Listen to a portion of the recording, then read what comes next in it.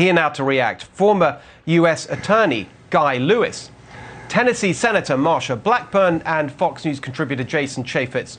Marsha, great to see you. I mean, I don't know where to begin. I'm going to hand it over to you. What do you make of what we've been learning in the past 24 hours or so? Steve, what we have to realize, this shows just how desperate they were to win and how furious they were when they lost. I think it's also important to remember that the Donald Trump for President campaign was headquartered at Trump Tower. So what they're doing is infiltrating these servers and getting that information, spying on that campaign during the campaign, and then moving it forward to the White House. Now, those of us, I served as vice chairman of President Trump's transition. And when you think about this, think about all the individuals whose information got swept up into this. And I have previously written DOJ to say, was I surveilled? I've never gotten an answer, but it just shows you the extent to which they were willing to go to throw justice out the window and spy because they were desperate. They could not win this on their own. They desperately wanted the third term of Barack Obama. They were not going to get it. They couldn't accept that Hillary lost. They still can't accept that Hillary Clinton lost that race in 2016. So then you see how they tried to carry this out. They're the ones that have ties to Russia, not Donald Trump. Exactly. And then the fact that they carried it forward to the White House. Just a quick follow-up on Jake Sullivan. Do you... Look, he's now the National Security Advisor. And he was up to his neck in all of this. According to some of the reports I read today, you know, he was the mastermind. He was the one organizing it and then reporting on it and sort of claiming he'd discovered all this stuff. How can anyone have any confidence in him in such a senior post? Do you agree with me that Jake Sullivan should step down?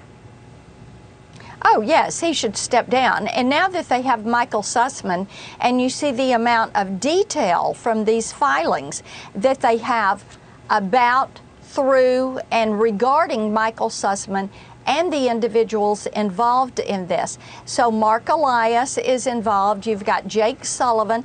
Jake Sullivan ought not to be speaking on behalf of the United States of America, because you see what these ties are, and you go back and you look at the tweets that he had during this period of time, and you can begin to see the thread and the story that they were weaving and just making it up. Yes, just making it up as they went along. Well, thank you. I appreciate you being so clear about that. Guy, can I flip over to you and ask you to comment on the legal side of this? Because, you know, this is sort of, it's kind of strange the way it emerged, this filing connected to this other indictment in this section called factual background. First of all, what kind of legal status does any of this have? Why do you think it emerged this way from Durham's work? Great question, Steve. So there's some procedural wrangling going on between the lawyers. And in this filing that Durham issued on the 11th, he's indicated clearly that there was a vast conspiracy, a very dangerous conspiracy between Sussman and others in terms of mining information, of using it against the President-elect Trump. Hillary Clinton tweets out only a few days before the information about this. So clearly, there were a number of people involved. But I think that Durham is really trying to bring pressure to bear on Sussman to try to get him to flip and cooperate against his Confederates. And that's where, hopefully, he'll wind up, because there should be clearly more charges here against others who were involved in this crime. Well, let's push a little bit further on that, because it seems to me that, you know, if the spying is a crime, the hacking is a crime, and surely the people who commissioned it, who ordered it, not the tech firm who did it, but the people who actually paid for it, you know, so specifically Mark Elias and especially Jake Sullivan, what do you see as their legal, what legal remedies are there that they are held accountable through the law for this? Let me tell you, the special prosecutor ought to be issuing grand jury subpoenas every day for these people's records, for their friends and family. They ought to be putting them in the grand jury, immunizing them, and requiring them to testify to everything they know. Because it's clear that, look how devious this was, Steve. They used Sussman and his attorney-client privilege to try to cover everything up. He's fought the special prosecutor every step of the way. And so Durham, smartly, he's a tough guy, I know him. He builds his case slowly, step by step, and you can bet your bottom dollar that when he does bring a case, it's going to be airtight against these people that were involved. Right. Well, we look forward to that. Jason, your thoughts? Well, in Watergate, you had, a campaign paying some burglars to go in, and we saw how that ended up. In this case, you have the Hillary Clinton campaign. You have the Democratic National Committee paying Perkins Coie. Perkins Coie was the law firm who is heading up the efforts by Mark Elias and Michael Sussman and others, or about a dozen others, that go through this. And the allegation is that they said, oh, hey, we don't know who we're working for, and the efforts we were doing had nothing to do with the campaign, but it's follow the money. And this is where I think that you're going to see that Durham has a very strong case, is because you find that you follow the money. And if they're in there literally hacking that campaign, the White House, Donald Trump, the healthcare provider, that's an interesting one, trying to potentially, I'm just guessing, going after Donald Trump's medical records and things like that. Not only should the tech firm be held liable, they should be prosecuted as well.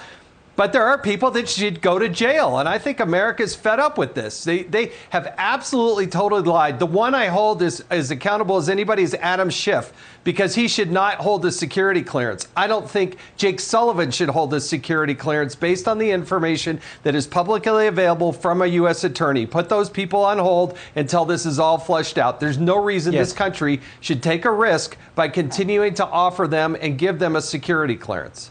And Jason, what do you think, what is it going to take for the media to cover this fairly? Somebody in handcuffs being brought into actual jail. I mean, they are showing their hands by not even covering it. You have a U.S. attorney in a filing in the United States court. This is absolutely a worthy story, that for them not to cover it, for the allegations that the Clinton campaign and Hillary Clinton's efforts funded through their attorneys this type of effort. These people should be in jail. That is a legitimate story. We don't know what the conclusion is. They may be found innocent, but this is the path that they're going through, and that has got to be covered by any responsible media. Well, we'll wait and see. We've got time for a quick last word, Marsha Blackburn, just to close out the discussion. What we have to do is realize that the methodical nature that John Durham has taken through this, we know, as the other panelists have said, that he is pulling this together very carefully, and you know that he feels on solid footing as he has made these filings. And indeed, I agree with Jason. Jake Sullivan and those involved with this should not be speaking on behalf of the United States until we find out exactly what has happened and if these actions, as alleged, actually did take place. There you are. Well, it's a big night and a big story. And Senator Blackburn, Guy Lewis, and Jason, great to see all of you. Thank you so much for that.